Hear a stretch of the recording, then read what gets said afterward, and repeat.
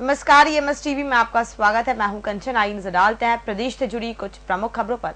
वित्त मंत्री जयंत मलैया से क्लॉथ मार्केट एसोसिएशन के प्रतिनिधि मंडल से मुलाकात के बाद आश्वासन दिया है कि कपड़े पर लगाए फॉर्म 49 को हटा लिया जाएगा।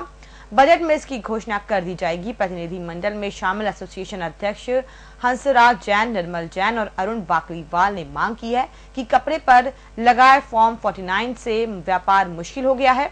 व्यापारियों ने कहा कि आपने पहले कहा था कि किसी भी नए नियम को लागू करने से पहले व्यापारियों से चर्चा कर सुझाव लिए जाएंगे, लेकिन इस नियम को अचानक लागू कर दिया गया।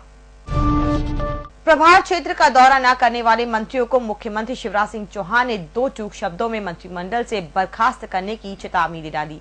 भाजपा मुख्यालय में पदाधिकारियों की बैठक को संबोधित करते हुए उन्होंने कहा कि जो मंत्री महीने में कम से कम एक दिन क्षेत्र में कार्यकर्ताओं और जनता के बीच रात नहीं रुके, वे कैबिनेट से बाहर कर दिए जाएंगे। 18 फरवरी को प्रधानमंत्री नरेंद्र मोदी की यात्रा और किसान महासम्मेलन की तैयारियों की समीक्षा करते हुए उन्होंने चलो सीहोर का नारा भी दिया।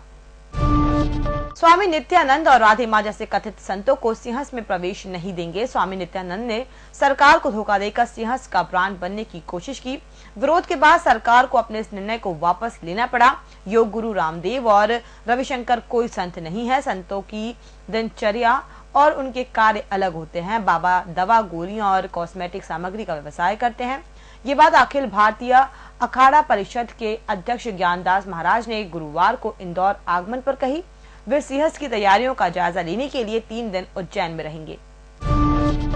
मध्य प्रदेश हाईकोर्ट ने राज्य सरकार को निजी स्कूलों की मनमानी फीस वसूली पर लगाम लगाने के लिए फीस निर्धारण के नए नियम बनाने 1 माह की और मोहलत दी है।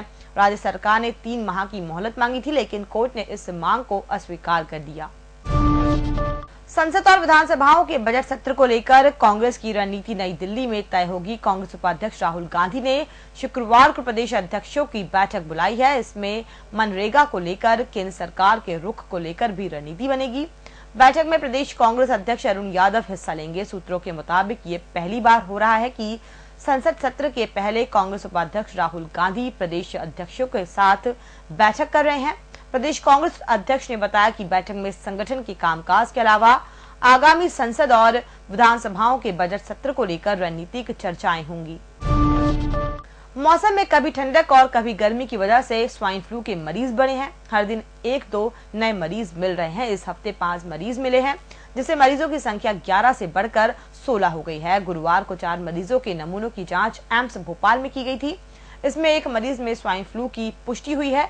बड़ी बात यह है कि पूरे प्रदेश में इस साल अब तक 21 मरीजों में स्वाइन फ्लू की पुष्टि हुई है। इसमें 16 मरीज अकेले भोपाल के हैं। बिना हेलमेट पकड़े गए भाजपा नेताओं ने अपना रौब झाड़ते हुए थाने पर हंगामा किया।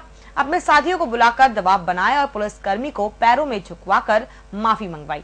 इसके बाद ही मामला शांत हुआ। भाजपा नेता का आरोप है कि पुलिसकर्मी ने उनके साथ अभद्रता कर झूमाझटकी की थी, जबकि पुलिसकर्मी का कहना है कि विवाद तो ट्रैफिक पुलिस से हुआ था। नई शराब नीति में लाइसेंस लेकर 100 बोतल शराब के स्टाफ की अनुमति देने के सरकार के निर्णय को लेकर प्रदेश भर में तीखी प्रतिक्रिया सामने आई है। सामाजिक संगठन, चिंतक, संत समाज, राजनीतिक दलों से लेकर आम लोगों तक ने इस फैसले को समाज और प्रदेश की संस्कृति के खिलाफ बताया है।